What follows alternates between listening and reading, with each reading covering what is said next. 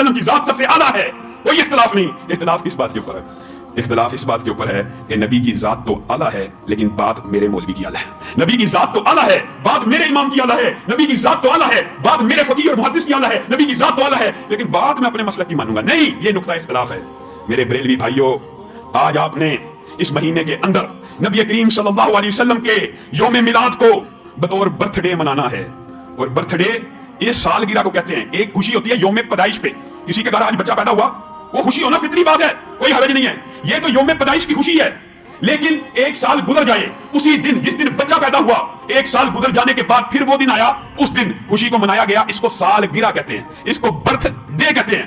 मेरे भाइयों, अगर नबी की जात आला है तो नबी की बात आला नहीं है। नबी करीम सल्लल्लाहु अलैहि वसल्लम ने तुम्हें और मुझे अपना उसवा, अपना नमूना कितना वादे करके बता दिया। क्या कहा? मैं मोहम्मद सल्लल्लाहु अलैहि वसल्लम पीर के दिन पैदा हुआ, मैं मोहम्मद सल्लल्लाहु अलैहि वसल्लम पीर के दिन पैदा हुआ।